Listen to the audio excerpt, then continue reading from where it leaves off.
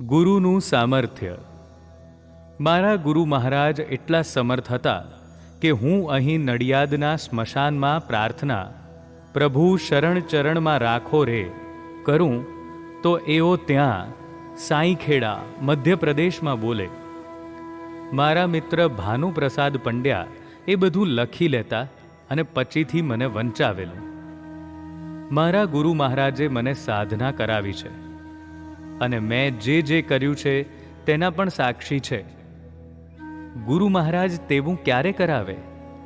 તો ગીતા માતા કહે છે કે સતત અનન્ય ભાવથી એક પળ પણ વિખૂટા થયા વગર જે એની ભક્તિ કરે, જીવનના એક એક ક્ષેત્રનું, તમામ ક્ષેત્રનું કર્મ કરવા છતાં જેનું દિલ ભગવાનમાં લાગેલું છે, એવાઓ કે જે સર્વ કોઈમાં ભગવાનનું જ મહત્વ રાખે, તેનું બધું હું સંભાળું છું, એવું ભગવાને વચન આપ્યું છે.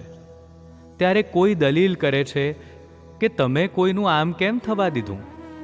આકાશમાં તારો ખરે તો પાછળ તેજનો લીસોટો પડે, તેવી રીતે ચેતનામાં નિષ્ઠા પામેલા જે આત્માઓ હોય છે કે જેઓ એવી રીતે જીવે કે બધું એમ જ થવા દે, કંઈ કશામાં અવરોધ કરે નહીં.